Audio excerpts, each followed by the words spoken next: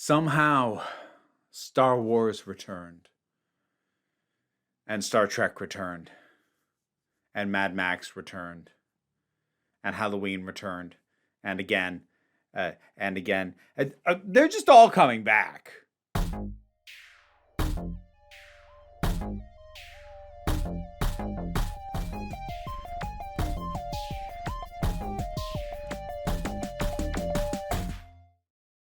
Hey, folks. Anybody remember when franchises used to be allowed to die? I do. Or at least I think I do. I'm starting to wonder if that was a fanciful fever dream of youth. I suppose in a way it actually kind of was. Before I start going off on this entire thing, because I'm probably going to go off a little bit, I think it would behoove me to be clear that franchises, particularly in entertainment, in film, in television, video games, whatever, are not new. They have existed for ages. One of my favorite old film series is The Thin Man. There was the first one that was actually based off a book, and then they made 5 more. They're pretty good. Only the 6th one is not especially good. The rest are at least decent, if not great. But like, franchises aren't a new thing. The quintessential franchise for a long time was James Bond, at least when it came to film. And franchising for entertainment, taking something, continuing it on past what one might think would be the normal lifespan of the story that was being told, or branching it off into spin-offs and additional stuff, soft reboots, late continuations, etc. It just feels like it's picking up pace a lot. And more to the point, it feels like nothing ends anymore. Now, that actually is also not a new problem, but it used to be far more contained.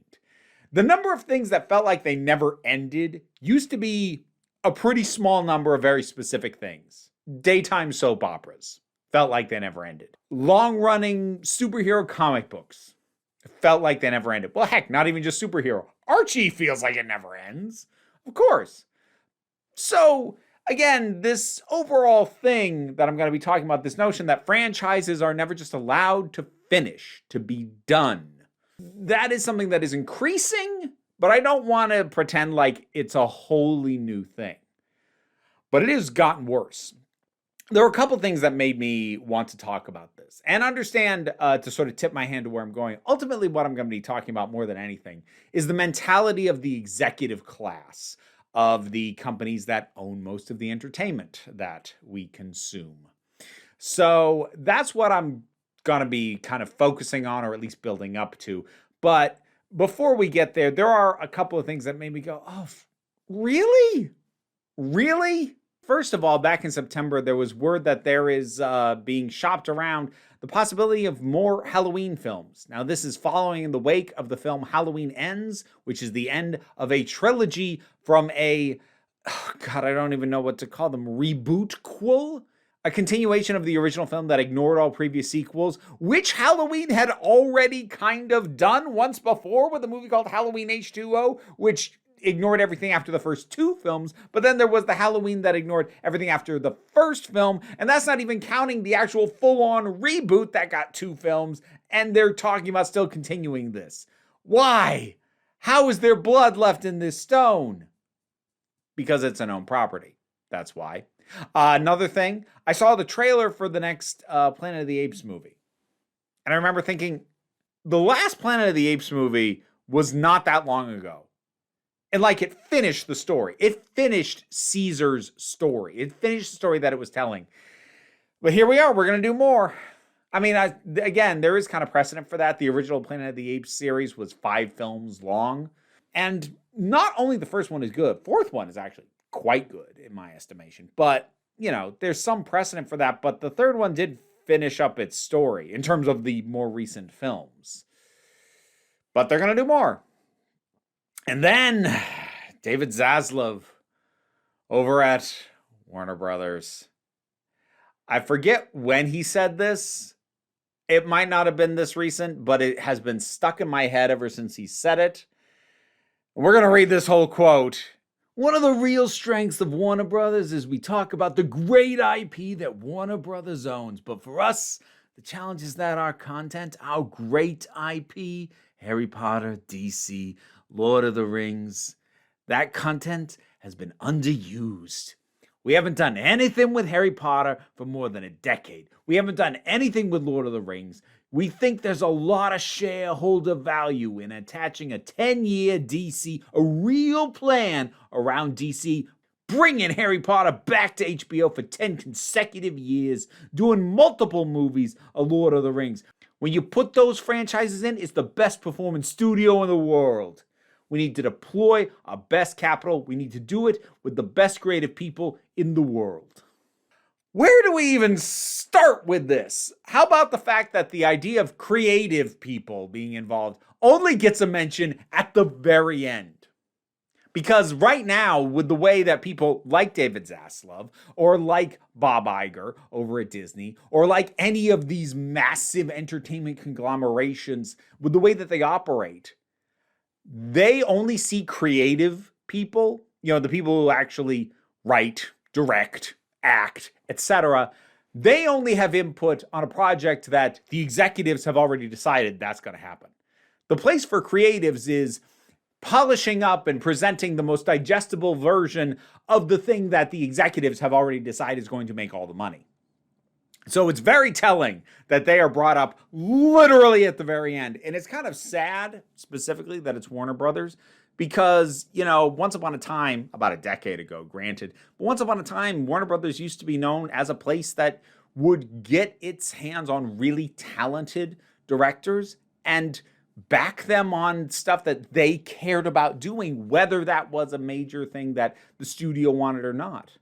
Now, granted, sometimes those directors would have to kind of work to earn that goodwill, but you look at people like Christopher Nolan, or heck, even Zack Snyder. They both worked a lot with Warner Brothers, and they got to do various passion projects, and there were many others before them, but that's just not what Warner Brothers is anymore.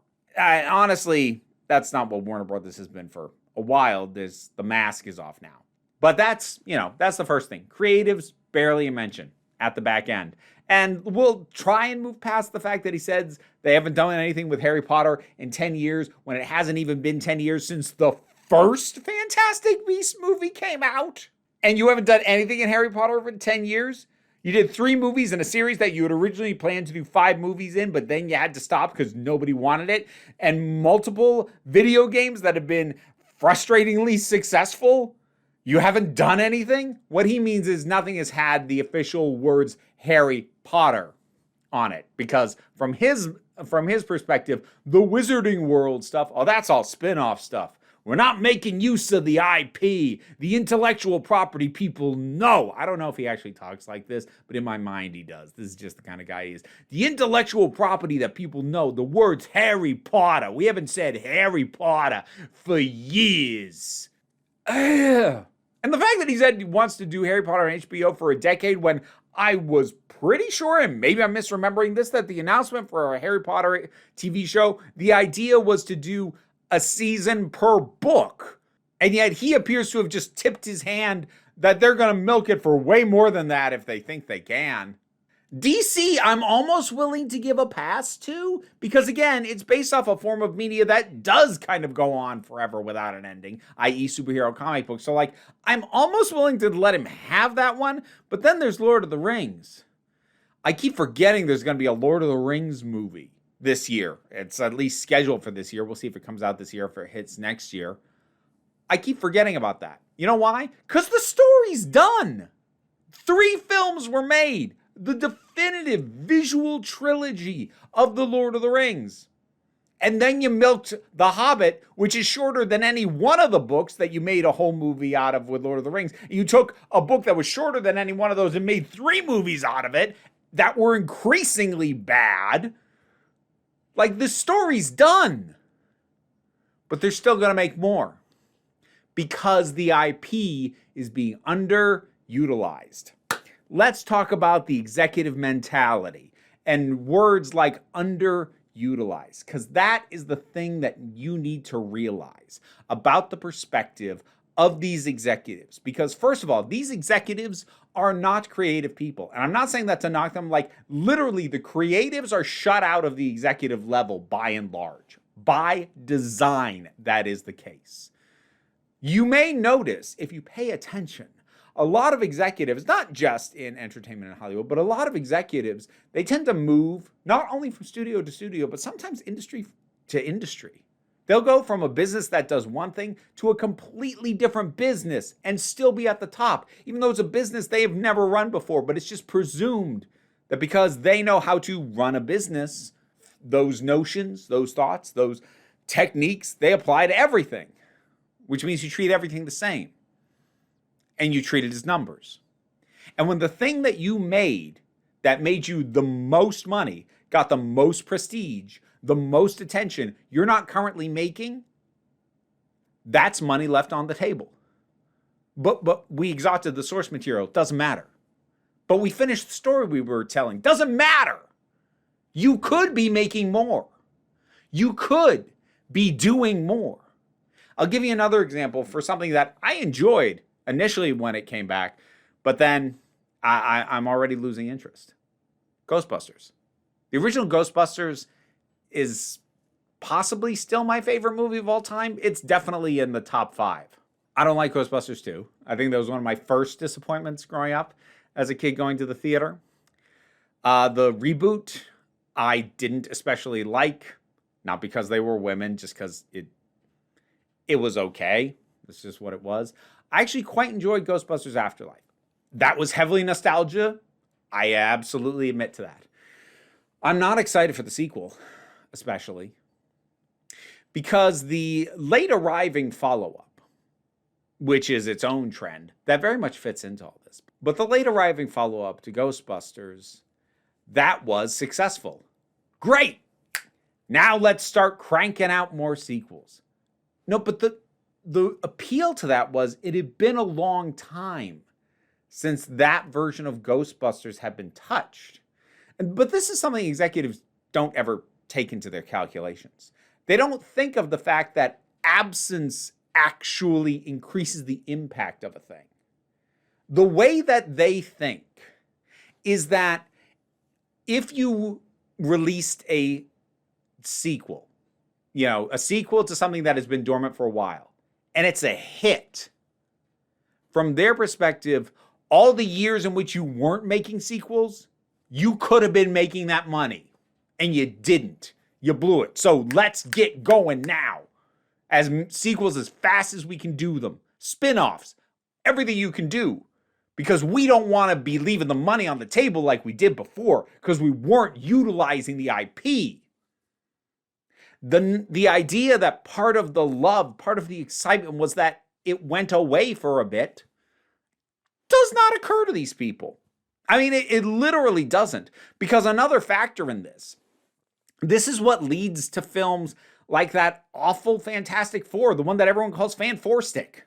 Films like that get made in order to hold on to the film rights. Not because they think they actually have a good movie to make, not because they actually think that this one will be successful, but because if they let the rights lapse and go to somebody else, and that other studio makes something successful, they have to answer for the fact that they let whatever the profit on that was go to somebody else.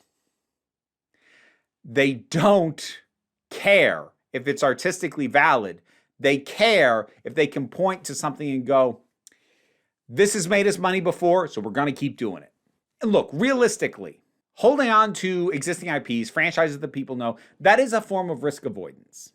Just statistically. A sequel to something that people already know is statistically more likely to earn its money back than something that they have never heard of. That is the reality. But that's the thing. Statistics run this at this point. I've noted before that for all the panic that we have about AI taking over the creative fields, the ones who should really be worried are the executives. Because they think very much the way algorithms and AI think. You feed them the data of what has been successful before, and their answer is, awesome, do it again. Do more of it. More. That name, that brand, that franchise. It was successful, do it more. That's what an AI would do. They should actually be very concerned about their jobs being taken over by AI. Not that I think that would actually be a good thing, but honestly, in most cases, I don't think AI would run studios much worse in some of these cases. And the thing is, I mentioned franchises have been a thing for a while, but honestly, if we go far enough back, especially with movies, the real franchises, they used to be the actors. You'd go to a Fred Astaire movie, an Errol Flynn movie, and that held true, even into later years with your Arnold Schwarzenegger movies, your Tom Cruise movies. And some of these actors are even still around, but to take Tom Cruise, you don't really go to see a Tom Cruise movie anymore. You go to see Mission Impossible specifically, because that's the Tom Cruise vehicle. And there was even a time, say 70s into the 80s, where directors could be big names. And sometimes a handful of them still are, but it used to be a big deal to go see a Spielberg movie, a Scorsese movie, hell, a Wes Craven movie.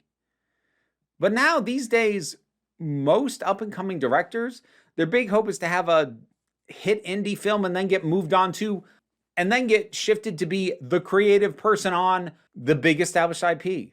The director of the next Marvel movie, even though they won't be allowed to direct a lot of it. The director of the next DC movie, that they don't get to pick what it's going to be. They just have to do what's already been planned out and hope they can put as much spin on it as they can of their own stuff.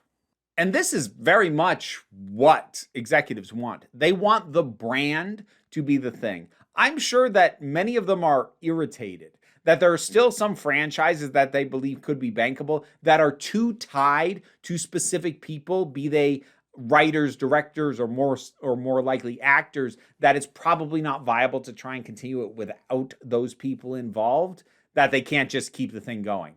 Because did you know that there have been years, like over a decade at this point, attempts to do a Die Hard Year One movie?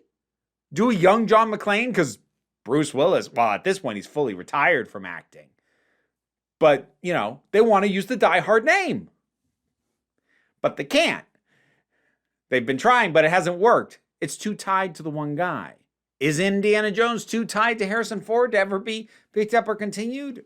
I would argue probably.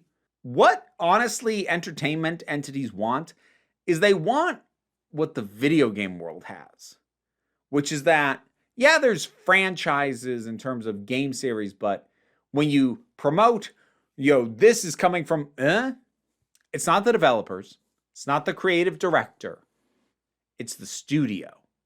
The studio, which might have a completely different staff from the last time they made a game in that series, but they make the studio the brand. The latest game from Ubisoft, the latest game from Blizzard, the latest game from Nintendo. Who are the people who actually made it? Nintendo made it. The studio made it. That is what movie and TV companies want more than anything else.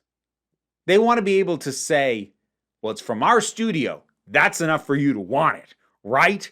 They don't have that, but they want it. And the closest that they can get to it is to push these brands, push these franchises as hard as they possibly can. You can tell they don't have anything else to do. They have no other ideas. The fact that the only three that David Zaslav could think to name off, Lord of the Rings, DC, and Harry Potter, that is 2/3 of the same lineup that a Warner Brothers, over a decade ago said were going to be the pillars of their entire movie bases going forward. And that led to just a mess. Back then, they didn't mention Lord of the Rings. Instead, they mentioned Lego, which they don't anymore because they had to let it go. But these things will never be allowed to reach a natural conclusion. And this is why when people ask me things like, do you think the MCU is ending? I don't think the MCU will ever end. It'll scale down. I think it's peaked. It'll scale down. It'll dial back. I don't think it'll ever go away fully. Because there's too many executives going, okay, but we used to be able to release multiple of these a year and people were into them. So we can't just let the whole thing go dormant. Let's see if we can relight this fire. They won't let it die. The most that ever happens is something goes dormant for a little bit. usually because it's just been stalled out in pre-production for too long, like, say, that Die Hard prequel idea was. But by and large, this stuff isn't allowed to die anymore. When they bring something back that has been asleep, they don't think, oh, we get to do more with this franchise. They think, we could have been doing more this whole time and we weren't. It's all money left on the table if you're not actively milking it. Now, does that mean every franchise will be revived? Every franchise will continue forever? No, there are things out there that are left to die. But they're usually things that were always niche. I suppose I should have been more specific. Blockbuster franchises will never be allowed to die. The smaller things, the more niche things, the things that have weird, complicated copyright issues and ownership issues around them, like, say, Friday the 13th. Yeah, those will go dormant for long periods and be effectively dead for a while. But if there's even a chance and somebody can get a hold of it who can think to do something with it, they'll try. Because the money is in the known properties. And that's been that way for a while. You know, it used to be that sequels were always expected to make less than the previous entry. That used to be the model. There were exceptions along the way. Terminator 2 made more than Terminator 1, though that's also weird because there was a big gap of time in between those two. But I think that started turning around with superhero movies. Spider-Man makes a ton of money. Spider-Man 2 made even more. X-Men makes a bunch of money. X-Men 2 makes even more. Iron Man makes a bunch of money. Iron Man 2 makes a bunch of money. Thor, Captain America, Avengers makes all the money. That seems to be where the sequels actually make as much, if not more, started to overtake and become the expectation, if not the norm. Because one of the benefits of accepting the idea that each sequel makes a little bit less money than the one before is that it accepts the notion that things have a natural life cycle. Eventually, those diminishing returns will diminish so much that, like, we'll just stop. It's not worth it anymore. But if that's not the conventional wisdom anymore, and if the numbers say sequels can make more money than their predecessors, then it means you don't stop rolling the dice. You keep going. Because, yeah, this one made less money than the one before, but what if the next one jumps it back up again? Because they do. They don't always keep going down. So roll the dice again. It's frustrating. And it's difficult to hold on to the love of a thing when it doesn't stop. Again, some properties, some mediums are better equipped for this than others. I'd say Doctor Who is pretty well equipped because you have the nice sectioning off of eras with each regeneration. Star Trek, thanks to how successful The Next Generation was, is decently equipped for this so that a new series can bring about their own thing and have their own sort of mini franchise within the larger franchise. Like, that can weather it a bit. Marvel, if they hadn't completely over-egged the pudding in the last few years, could have weathered it, but they may have blown it. That doesn't mean it's going to be allowed to die. But some franchises are better built than others to sustain through these things. But others, they're just going to keep limping along. It's hard for me to have much enthusiasm for Star Wars anymore. Because what even is this? What are we doing? I know that these things being done aren't because somebody was passionate about the story. I mean, you want to go back to my childhood with Star Wars, the expanded universe, now rebranded as Star Wars Legends since Disney bought it. They had all this stuff, these games and comic books and so many novels. I never took in any of it. I just wasn't interested. But it didn't bum me out that they existed because, yeah, they made money, but not a ton. And generally, if somebody worked on one of these things, probably because they had an idea and they were passionate about it. But now, the new Star Wars movies, the new Star Wars shows, they exist because somebody in an executive suite said, hey, we should have a Star Wars film or TV show on our calendar for this date. And I'm not pretending that movies and TV weren't always a business. Yeah, I know they were. But there used to be a lot more push and pull between the studio saying, we want somebody to make this because we think it'll make us money, and creatives going, I want to make this because I'm passionate about it. And it feels like so much more is dictated by the executives at this point. And part of this is the death of the mid-budget movie. Because what used to happen is, yeah, you'd have your major tentpoles, and maybe those were your big franchises, but you'd have, your $40 to $70 million movies that could allow for more freedom. Yeah, not as many toys for the directors who were going in for those, but you can do what you want. You can have a lot more freedom. You can do your passion project if you can keep it on budget. These studios, they don't make mid-budget anymore because they want the highest returns. And the statistics tell them that the highest returns are on franchises with $150 million plus budgets. So that is virtually all that gets made anymore. I say franchises will never be allowed to die. Will all of this collapse in on itself? Will we be looking at a situation like, say, in the 70s where, after all this bloat of massive and excessively expensive filmmaking gives way to, passionate younger people like Spielberg and George Lucas and Francis Ford Coppola in the 70s and bring in a wave of creativity that reinvigorates everything? I mean, it's possible. I don't know, though. The thing is, the young creatives, as I said, have been funneled into the system. It's hard to fight against it when it's already appropriated you. So I don't know. But it's just kind of the state of where things are at. And it's at this state because the executives at these companies that are far too big and own far too much, they only want what gives them the biggest returns, because that's what guarantees they keep the shareholders happy, and that's what guarantees their bonuses.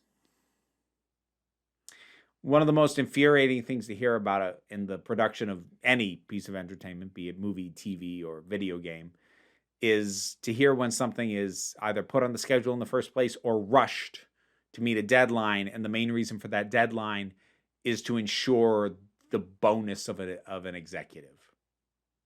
It happens a lot. But on that frustrating note, I think we'll close out. Franchises are not going away anytime soon, not while these companies are this big and run by these kinds of people. So maybe the solution is, can we get somebody in there to start breaking these companies up? Or at the very least, stop letting them merge? Stop letting them acquire each other? Just stop. Oh, well.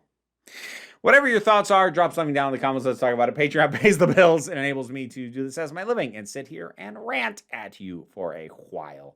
And even if you can't help me out that way, like, share, subscribe. They all help me out. Don't worry too much about it, though. What I really want you to remember is that you are beautiful. You are valid, and you are loved. You are the council, and I'm just running the meetings. Until next time, this council is adjourned.